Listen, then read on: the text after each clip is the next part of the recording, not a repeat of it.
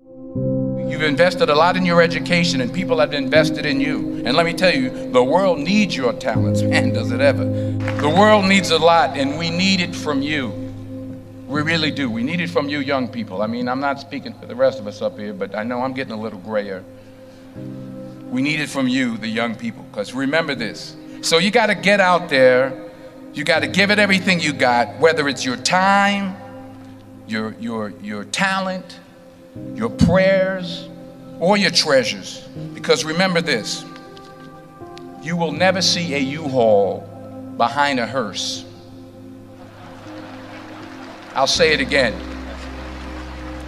You will never see a U-Haul behind a hearse. You can't take it with you.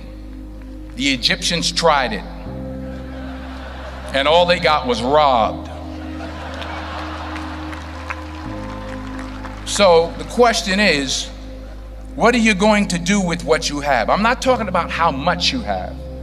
Some of you are business majors, some of you are theologians, nurses, sociologists. Some of you have money, some of you have patience, some of you have kindness, some of you have love, some of you have the gift of long suffering. Whatever it is, whatever your gift is, what are you going to do with what you have? Fail big. That's right. Fail big. Today's the beginning of the rest of your life, and it can be very frightening. It's a new world out there. It's a mean world out there, and you only live once. So do what you feel passionate about. Take chances professionally. Don't be afraid to fail. There's an old IQ test, was 9 dots, and you had to draw 5 lines with a pencil within these 9 dots without lifting the pencil. The only way to do it was to go outside the box. So don't be afraid to go outside the box.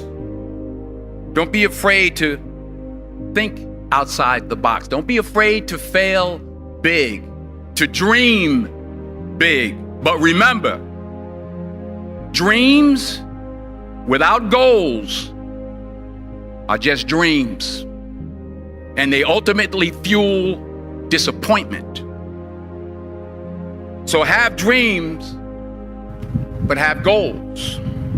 Life goals, yearly goals, monthly goals, daily goals. I try to give myself a goal every day. Sometimes it's just to not curse somebody out. Simple goals, but have goals.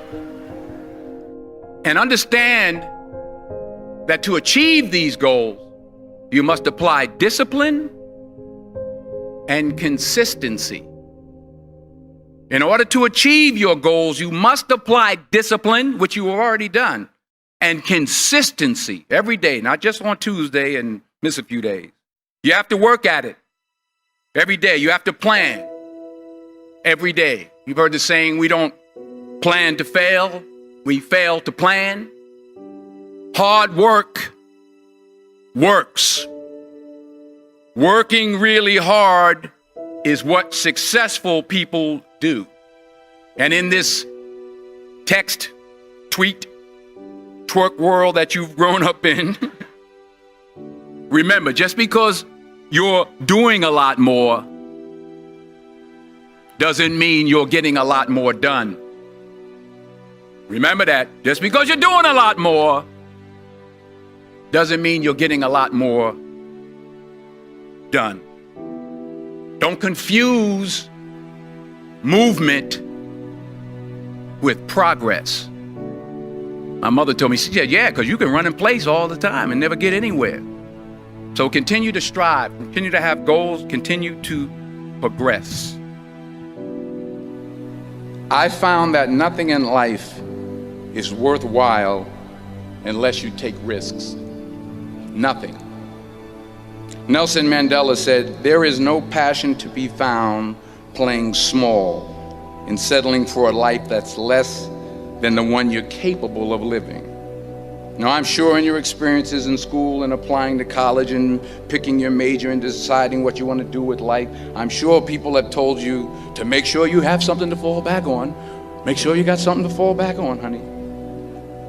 But I never understood that concept, having something to fall back on. If I'm going to fall, I don't want to fall back on anything except my faith. I want to fall forward. I figure at least this way I'll see what I'm going to hit. Fall forward. This is what I mean. Reggie Jackson struck out 2,600 times in his career, the most in the history of baseball. But you don't hear about the strikeouts. People remember the home runs. Fall forward. Thomas Edison conducted 1,000 failed experiments. Did you know that? I didn't know that. Because the 1,001st was the light bulb. Fall forward. Every failed experiment is one step closer to success. You've got to take risks, and I'm sure you've probably heard that before, but I want to talk to you about why that's so important. I got 3 reasons, and then you can pick up your iPhones. First, you will fail at some point in your life. Accept it. You will lose. You will embarrass yourself. You will suck at something. There's no doubt about it. And I know that's probably not a traditional message for a graduation ceremony, but hey, I'm telling you, embrace it, because it's inevitable. And I should know. In the acting business, you fail all the time. Early on in my career, I auditioned for a part in a Broadway musical.